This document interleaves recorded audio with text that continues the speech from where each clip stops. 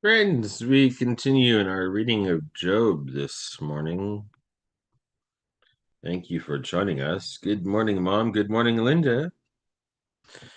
Good morning to anyone else joining us.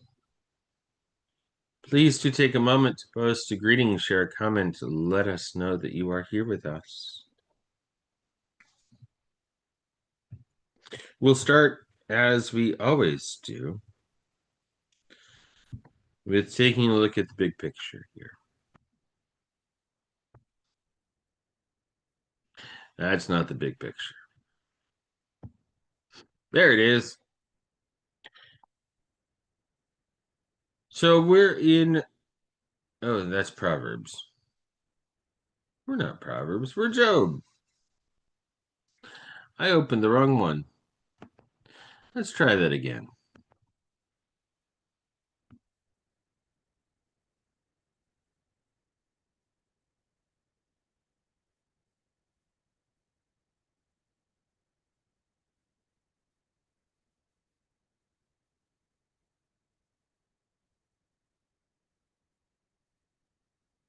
Okay.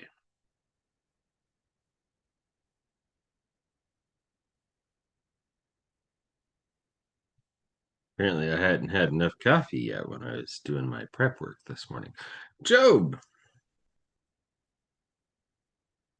We're in chapter 11. We're starting chapter 11, rather, this morning. And so we are very much in this long section. Chapters 3 through 37, Job and the friends. Chapters 3 through 28 present the main three friends. And there's this back and forth. One of them speaks, Job speaks. One of them speaks, Job speaks. And with friends like these, Job doesn't exactly need adversaries or accusers or enemies. The friends are not exactly helpful.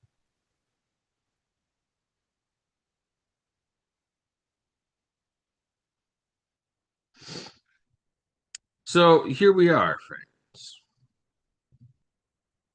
In this subsection, chapters 3 through 28, walking with these three friends in their dialogues with Job and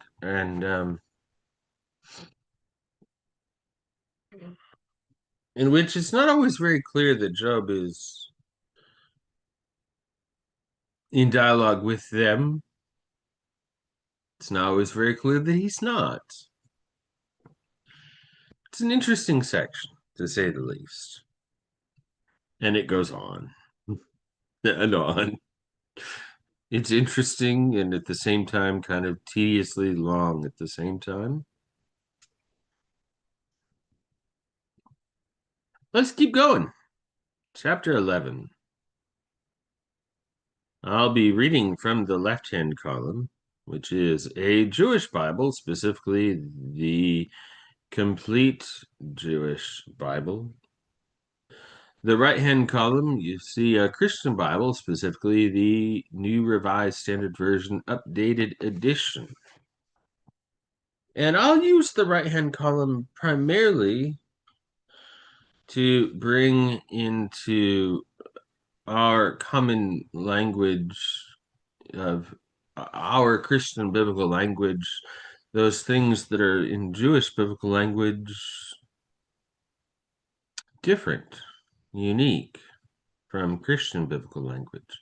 Sometimes it's rather minimal, the difference. Like we start here with Zophar the Naamathite, this friend of Job. who in Jewish biblical language is Sophar instead of Zophar. The T does get just a touch, Zophar. The Namatai instead of the Namathite. Subtle. Now, there are moments where it's not so subtle, like when we hear mention of Iyov. I-Y-O-V. That's Job. Iyov is Job. Now that could trip you up.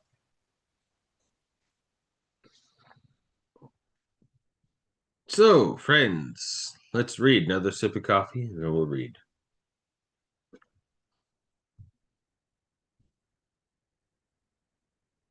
Starting the opening of chapter 11, the opening verse, that is.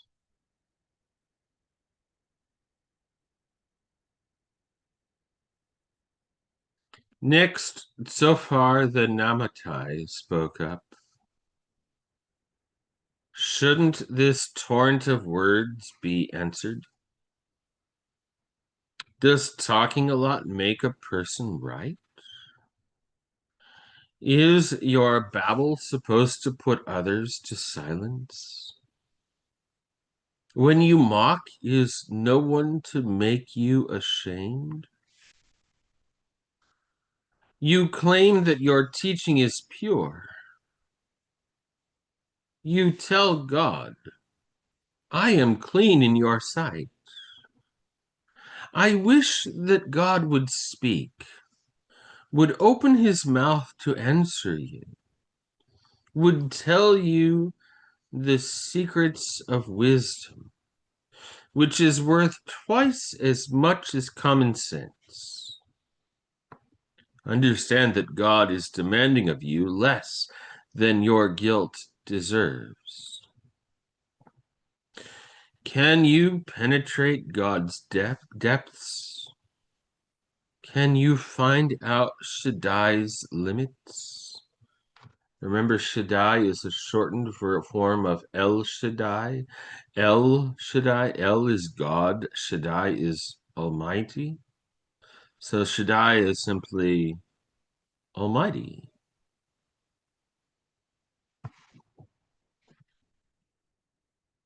Can you find out Shaddai's limits?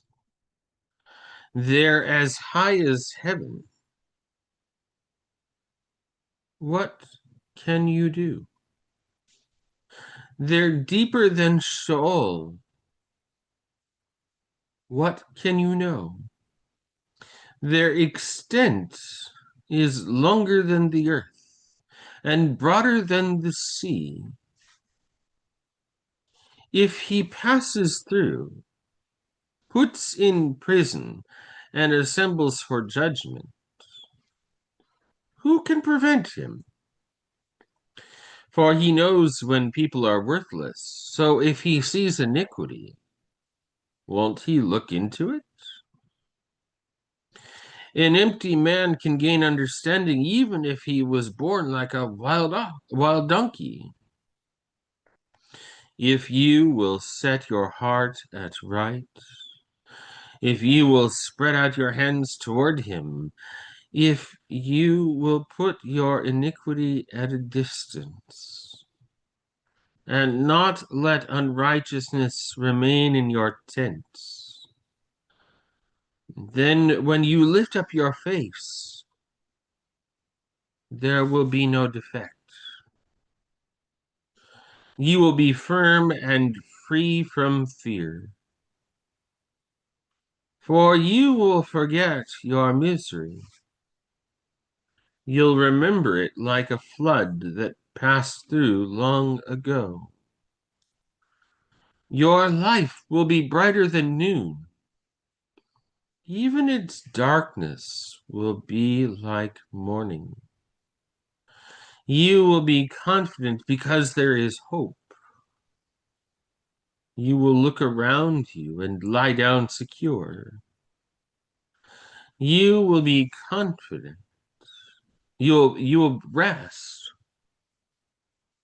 and no one will make you afraid. Many will seek your favor, but the eyes of the wicked will fail to find comfort. They will find no way to escape, and their hope will turn to complete disappointment.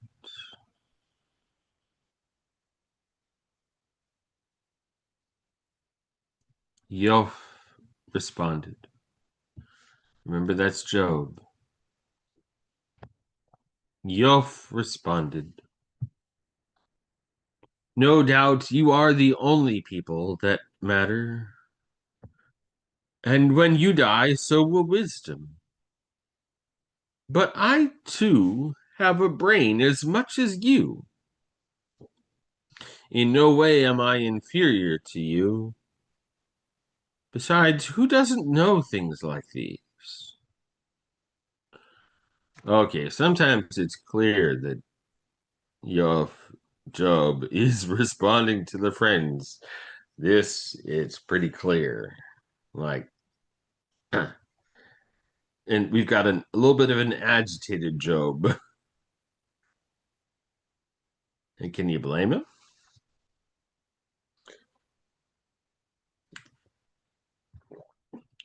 Anyone who calls on God and he answers him becomes a laughing stock to his friends.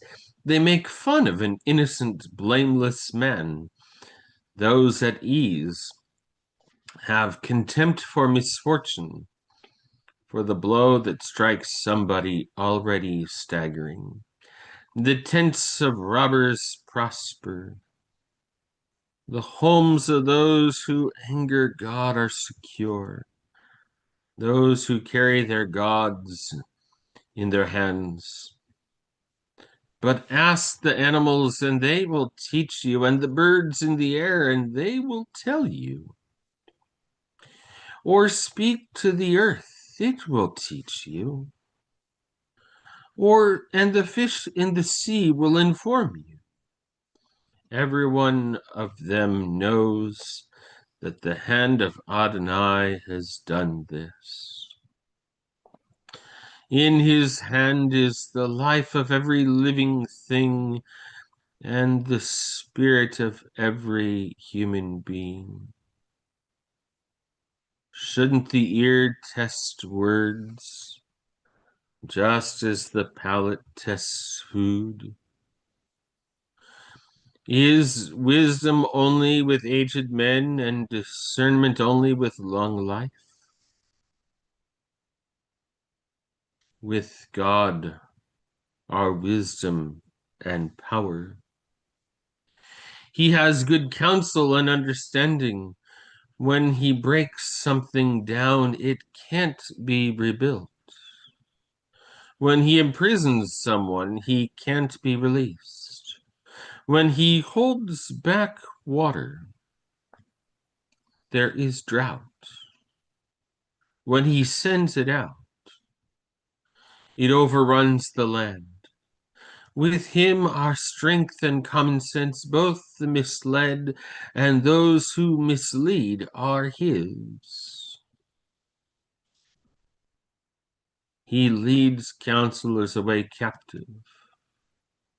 He makes fools of judges. He removes authority from kings and then binds them up as prisoners. He leads Kohanim away captive. Remember, Kohanim is priests. He leads Kohanim away captive and overthrows those long in power. Those who are trusted he deprives of speech, and he removes the discernment of the aged. He pours contempt on princes and loosens the belt of the strong. He discloses the deepest recesses of darkness and brings light into shadows dark as death. He makes nations great and destroys them. He enlarges nations, then leads them away. He removes understanding from a country's leaders and makes them wander in trackless deserts. They grope in unlit darkness. He makes them stagger like drunks. That brings us to the beginning of chapter 13. Job continues to speak, and Job's going to continue for a good little while longer. So, guess what, friends? Oh my goodness. Chapter 15 is when the next friend starts to speak. So, Job's got 13 and 14 yet to respond.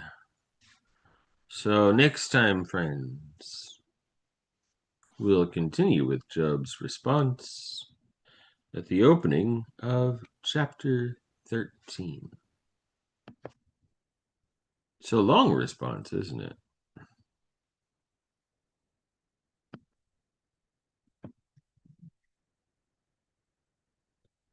All right. Oh, good morning, Audrey. Have a blessed Tuesday, dear friends. Peace be with you.